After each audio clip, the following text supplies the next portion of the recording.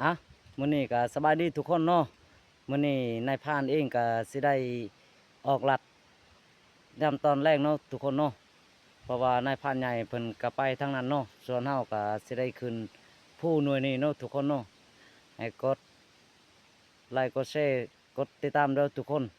สิมานหรือบ่มานก็ให้ติดตามเอานี่แหละเนาะทุกคนเนาะทุกคนตอนนี้เฮาก็สิได้แยกกันกับพรานใหญ่เนาะตอนแรกๆนี่เฮาก็สิได้ไปลัดนี่ ทางใหญ่กับพานใหญ่ก็ไปพูนทางนั้นเนาะนายพานเองก็สิไปทางนี้เนาะเอาทุกคนตอนนี้เราก็สิได้เดินต่อขึ้นหลังผู้ตัวนี้เนาะทุกคนเนาะไปเดินต่อเฮา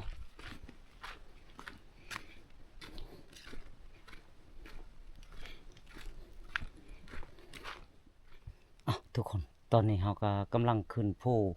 หน่วยนี้เนาะทุกคนเนาะเราก็สิได้เดินขึ้นฮอดหลังก็สมควรเติบเนาะทุกคนเพราะว่ามันก็สูงเติบ ตอนนี้เราก็จะได้กำลังย่างขึ้นเนาะไป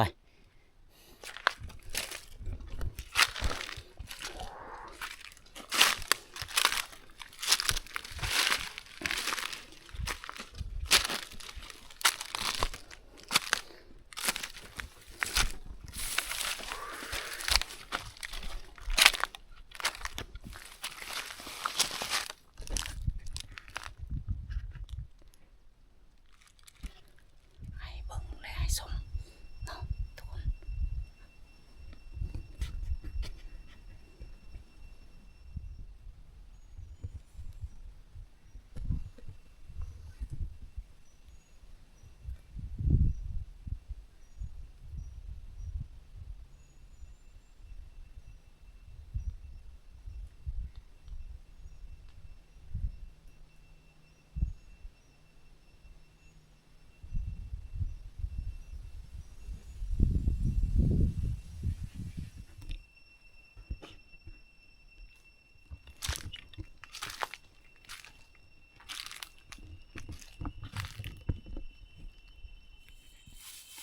มาตอนนี้เรามาดังไฟถาดนายพรานเพิ่นเนาะทุกคนทางนายพรานเองก็บ่มีหยังอันนี้บ่มานล่ะ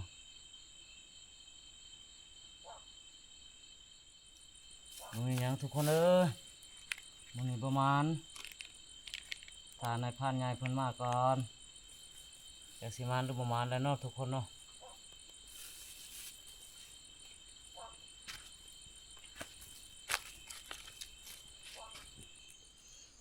ยางมากตัวนี้ จังได๋เด้อ เพาะ บ่ได้ยินบ่ โอ้ยเพาะแต่หัวค่ำจนหอดมือมาอันนี้จนหอดตอนมาอันนี้3เทื่อเขา เนาะ ยังบ่ได้ทับ เฉพาะจังอันนั้นดึกแล้ว โอ้ยจักจังไดยังว่ามาเทื่อนี้บ่จักหลายแหละ อ่า 3เทื่อเขายังบ่ได้ทับใกล้ๆใกล้ๆนะ บ้าน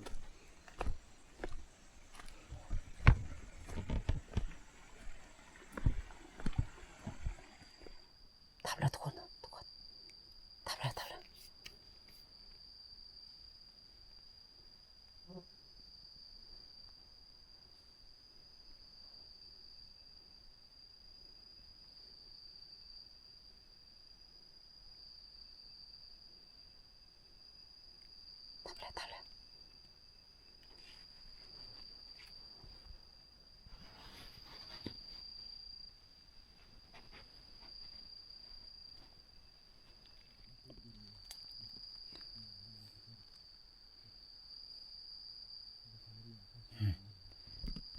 ทับแล้วทุกคน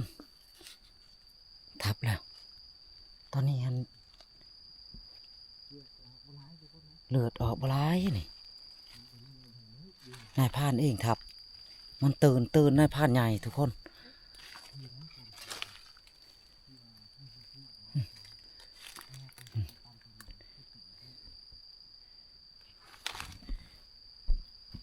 มันก็มานี่เลยนี่ห่อนะทุกคนอ๋อยันถือบกคัก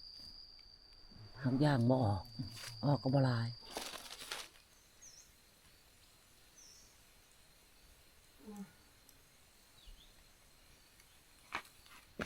อ่ะ สบายดียามเช้าเนาะมื้อนี้ก็นายพรานเองก็กำลังนึ่งข้าวเนาะทุกคนกินข้าวกินน้ำแล้วก็สิได้ไปนำต่อเนาะทุกคนนายพรานเพิ่นก็ยังบ่ทันลุกเพราะว่า2คนนายพรานนี่ลุกก่อนนึ่งข้าวทานายพรานใหญ่เพิ่นกำลังยังบ่ทันตื่นเดี๋ยวนี้เนาะทุกคน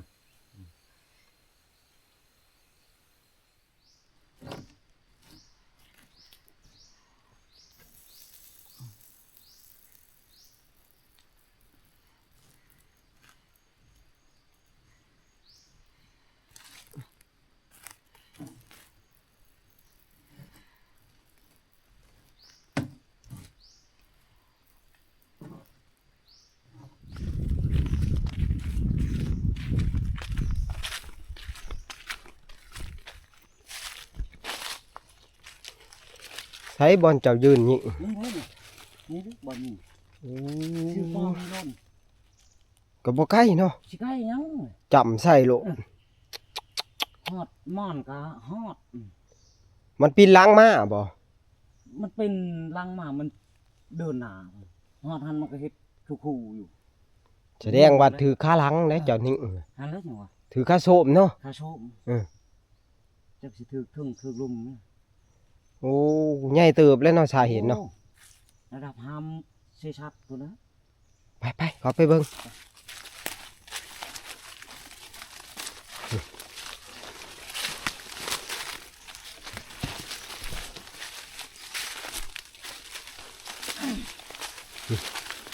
ตำรวจเบิ่งลูกกระบะนี่ ทำให้หน่อย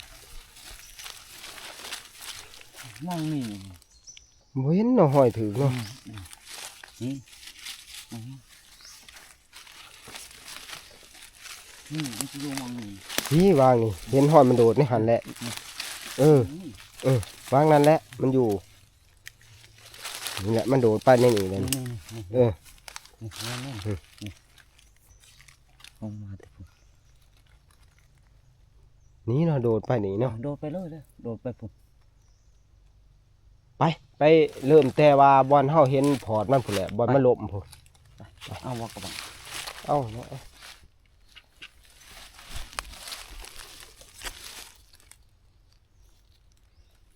นี่ทุกคนอย่างมันก็ไปใส่นี่เลย นี่เสียมาต่ำนี่ นี่ แตกไปเบิดเลย ดับกูใหม่นี่เอาไปอันนี้นำต่อครับชุดๆดูมองพี่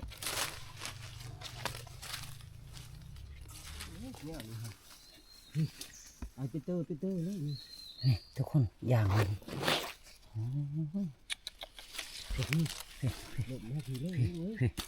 พี่อย่างทุกคนเลยเตอร์ทุกคนยามนี้จังได้พออย่างจนฮอดยามเช้าทุกคนปลาได้ลูกนะทุกคนเลยพี่โอ้เดี๋ยวกกใหม่ก็ติดบด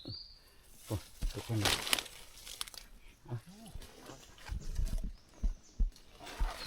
เอาพอมานอนเลยนี่โอ้ยอย่างมันมานี่เลยนี่อย่างเลยมันก็มานี่เลย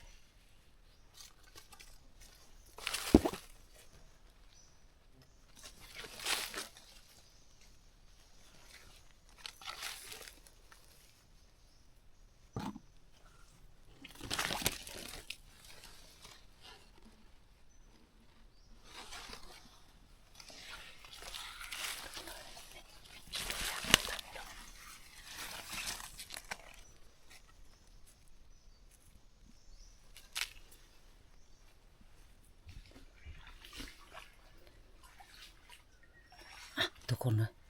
เดี๋ยวนี้นายพรานใหญ่เพิ่นรัดกับบ่ทันซ้ำนี่ฮะ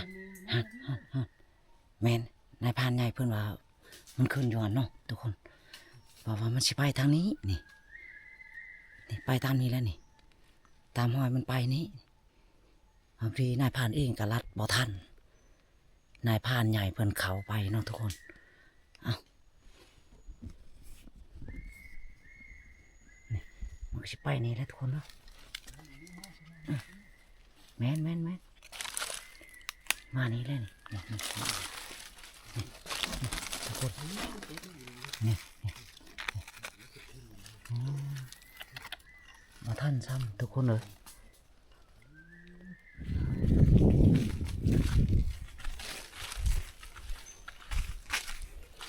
อ่ะวันนี้ก็บ่ท่านแล้วทุกคนเลยตอนนี้ก็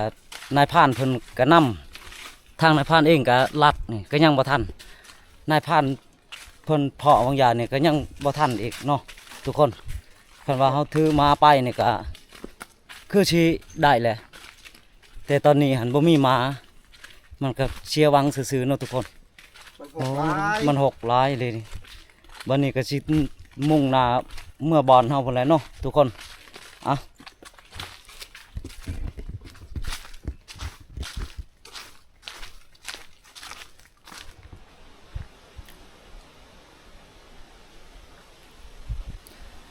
อ่ะ